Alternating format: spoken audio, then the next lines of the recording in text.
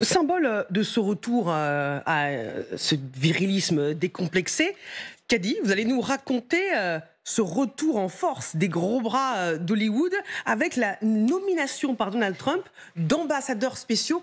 Expliquez-nous. Ah oui, alors c'est une nouvelle qui a surpris beaucoup de monde. Le président élu qui nomme symboliquement ambassadeurs Sylvester Stallone, Mel Gibson ou encore Jon Voight.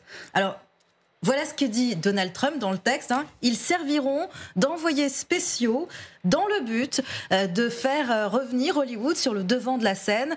Une industrie qui a perdu beaucoup de business, on en parlait tout à l'heure, business is business, au cours des 4 dernières années au profit de pays étrangers.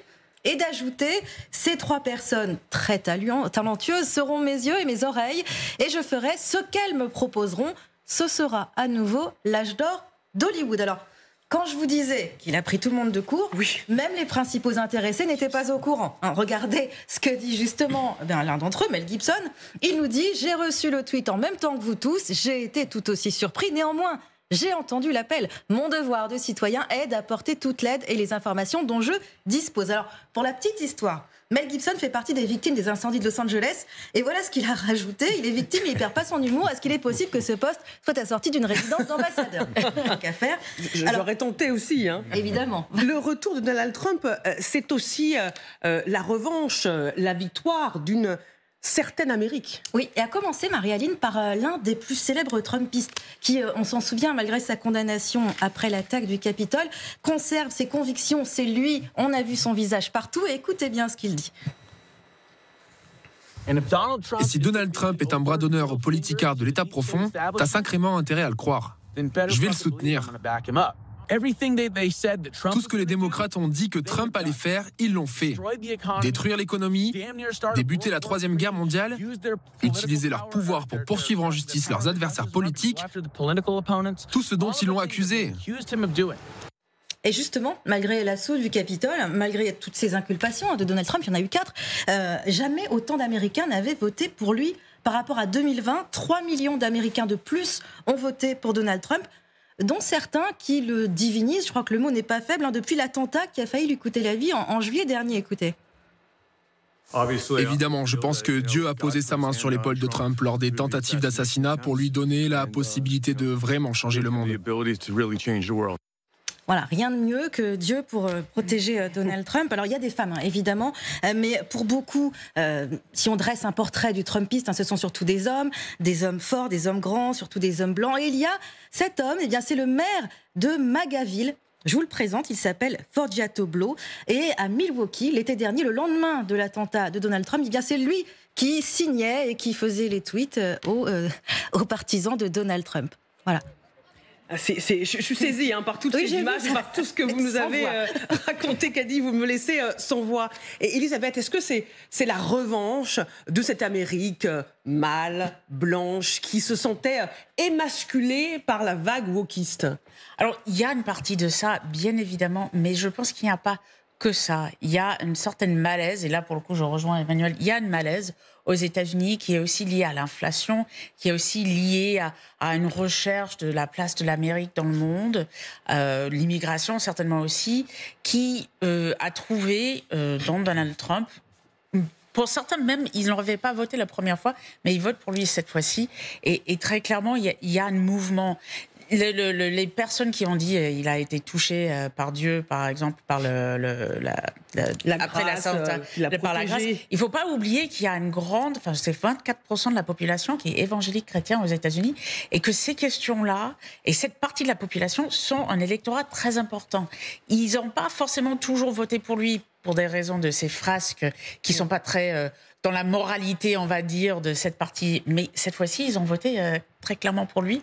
Et on l'a vu sur la scène, en train de mettre les mains sur lui pour le bénir. Donc, il y a plusieurs facteurs qui font qu'aujourd'hui, oui, c'est une revanche d'une certaine Amérique, parfois une Amérique plus masculiniste, mais il y a aussi beaucoup de femmes qui ont voté pour lui, y compris les latinos, y compris chez les afro-américaines. Donc, c'est pas que ça. Stéphane Marchand, on regarde ces images qui sont en direct. On parle de ces mâles un peu caricaturaux qui reprennent le pouvoir avec Donald Trump. Et en même temps, les manifestants anti-Trump, ils sont beaucoup moins nombreux qu'il y a 5 ans. Ah bah oui, de toute façon les résultats de l'élection sont très clairs. Oui. Les opposants à Trump sont, voilà, Trump est devenu une évidence pour énormément d'Américains, une majorité absolue d'Américains. Donc ça, il n'y a pas de doute. Et alors là, on vient de voir un peu les images les plus spectaculaires, voire les plus ridicules, voire les plus grotesques. Mais la tendance de fond sur cette histoire d'hommes et de femmes dans la société américaine, elle est partie de loin il y a un certain temps. Vous savez, il y a quelques années, la Cour suprême a aboli l'affirmative action dans les universités, ce qui a un système qui permettait aux minorités d'accéder à des positions universitaires et à avoir des notes dans les examens avec péréquation des notes. Et depuis que ceci a eu lieu, il y a des cabinets d'avocats américains qui, utilisant cette jurisprudence, attaquent les entreprises pour les empêcher de mener leur politique d'inclusion pour les femmes ou les minorités dans l'entreprise. Et vous avez un certain nombre d'entreprises qui ont commencé à céder à ces pressions, et surtout depuis que Trump a été élu, ça a été un torrent d'entreprises. Walmart, par exemple, qui est la plus gigantesque entreprise américaine, a supprimé purement et simplement sa politique d'inclusion, et on peut redouter que ceci se propage d'entreprise en entreprise. Zuckerberg a annoncé également que c'était on y reviendra, le patron de Meta, donc de Facebook et Instagram, deux réseaux sociaux particulièrement prospères, a annoncé que l'inclusion s'était terminée dans ces entreprises, et son directeur de l'inclusion, d'ailleurs, je crois, a été muté dans un autre job ailleurs. Donc l'entreprise est au cœur de ce qui se passe en ce moment. Emmanuel Véron. Oui, non, une remarque quand même sur Stallone et Mel Gibson et peut-être d'autres.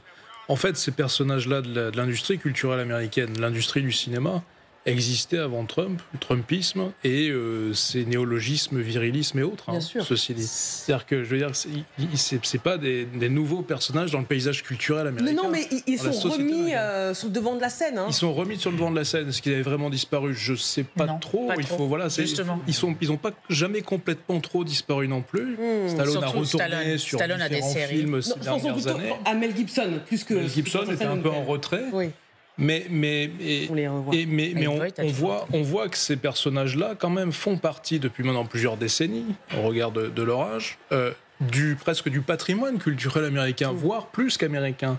Vous dites Sylvester Stallone dans la rue, en sortant d'ici à n'importe qui, il saisira tout de suite qui il est. Tout le monde le connaît, oui. Et pas nécessairement sur un tropisme péjoratif, vous voyez ce que je veux dire, une perception péjorative à peu près similaire pour Mel Gibson.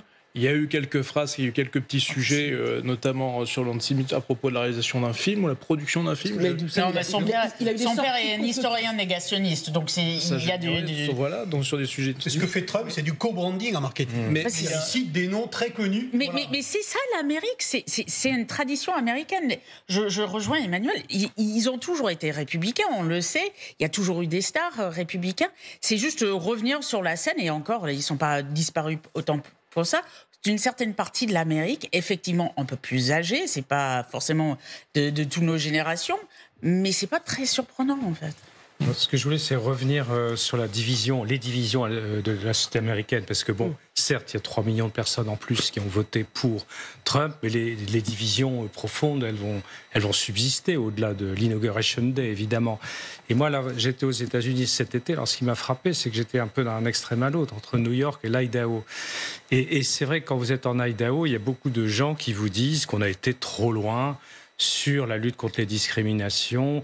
Il y a des gens qui devaient, dans leurs entreprises, à San Francisco ou ailleurs, passer des heures de formation pour être sûr que dans leur attitude de management, ils n'allaient pas discriminer. On demandait même à des professeurs, je crois dans je ne sais plus trop quelle université à Los Angeles, l'université de Californie du Sud, non seulement de ne pas discriminer, mais peut-être qu'ils discriminaient sans en avoir eux-mêmes conscience. Ils devaient remplir des formulaires avec des formations. Donc il y a un moment où il y a un phénomène un peu de lassitude, et ça peut provoquer un contre-pied.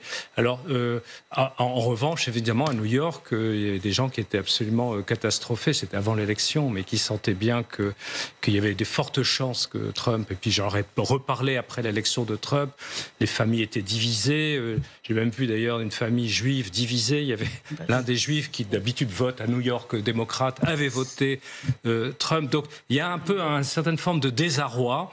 Alors peut-être qu'avec le temps, peut-être que tous ces gens vont se calmer, s'assagir, et puis on va retrouver un juste milieu à un moment ou un autre. Pas oublier qu'il il y a des élections tous les 2 ans aux États-Unis. Oui, alors là, évidemment, le président Trump arrive avec tous les pouvoirs, parce qu'il a la majorité dans les 2 chambres, et puis à la Cour suprême, de certaine façon. Encore que à la Cour suprême, on sait qu'il y a parfois des juges conservateurs nommés par des présidents conservateurs qui se révèlent finalement plus ouverts qu'on ne le pense. Donc les choses peuvent évoluer. Enfin, c'est très important cette élection, ça a marqué certainement l'histoire, mais après il peut y avoir un retour de pendule. Tout est prétexte pour accuser le wokisme de tous les maux, Général Delors. Souvenez-vous de ce message qui a été publié par Elon Musk, l'un des plus proches conseillers maintenant de Donald Trump. Ils ont donné la priorité à la 2I, diversité, équité et inclusion, plutôt qu'à sauver des vies ou des maisons. Donc en fait, il accusait les autorités de Californie de ne pas avoir su maîtriser les incendies à Los Angeles, et il visait notamment une mère ouvertement homosexuelle. Et alors voilà, comme par hasard, quand c'est des femmes homosexuelles, c'est mal géré. C'était comme le sous-entendu des Trumpistes et autres pro-Musk. Bien sûr, il y a une charge sur la responsabilité des autorités de Los Angeles à propos des incendies. Donc, alors ensuite, qu'est-ce qu'on peut en dire? On peut critiquer comment les pompiers de la région ont été conduits. Est-ce que c'était la bonne chose d'avoir des femmes, des gens du 3e genre qui étaient en responsabilité? Ça, on peut manifestement, il fait une charge là-dessus. Alors, mais pour revenir à Mel Gibson, parce que je pense que c'est important, Mel Gibson, il est représentatif notamment par Braveheart. Oui. Braveheart, c'est exactement l'image que veut projeter Trump, avec cette capacité à rassembler, à motiver et à entraîner pour réaliser un objectif commun, un objectif de liberté, et évidemment pour un peuple. Donc on est tout à fait, il ne choisit pas par hasard, parce qu'ils sont sans doute plus que 3, il en choisit dans sa génération, il choisit des gens très connus, mais il choisit des gens qui ont exprimé quelque chose de particulier. Le courage pour Sylvester Stallone, qui au moins dans les films l'a exprimé ainsi, et ainsi de suite. Donc si vous voulez, c'est un choix. Alors évidemment, pour ce qui est pour la Californie, pas de chance, c'est le plus grand État américain, c'est l'État qui vote presque en totalité démocrate, en tout cas mais il y a, oui, vous avez raison, il y a un certain nombre de députés républicains, mais non pas en bord de mer, mais un peu plus à l'intérieur, mais disons largement démocrate, un pays quand même qui apporte un grand soutien au Parti démocrate, ça tombe sur lui, c'est le pays le plus riche, c'est l'État le plus riche, en tout cas américain, et donc, vraisemblablement, il y a aussi sont désespérés des résultats, bien sûr, des incendies, mais en fait, que ça tombe sur cet État qu'ils considèrent comme mal géré. Donc, ils font une charge, ils vont continuer la charge. Bien sûr, actuellement, ils récupèrent la totalité des cartes. Alors, il faut s'attendre à ce qu'il les joue. Surtout qu'il a lui-même, Trump est un joueur de cartes, c'est un homme d'affaires, et qu'il a pris autour de lui des gens qui sont le même esprit. Donc, il faut s'attendre à ce que les cocotiers soient secoués. Donc, il va y avoir des noix de coco qui vont tomber sur un certain nombre de gens. Donc, il faut s'attendre à un véritable changement. Donc, je pense que donnera mardi les 100 décrets qui doivent être publiés, mais il va y avoir des changements. Le grand dossier se poursuit. J'aurais juste ajouter un mot. Ils ont comme mission de promouvoir le cinéma américain à l'étranger, puisqu'il y a la concurrence de l'étranger. C'est ce qui était dans le tout à fait, c'est leur mission. La question que je me pose, c'est qu'est-ce qu'ils vont faire? Est-ce que ces 3 personnes vont être capables de promouvoir le cinéma américain à l'étranger? Alors, on verra, notamment, on pense à la saga Rocky avec Sylvester Stallone, qui est évidemment une saga culte.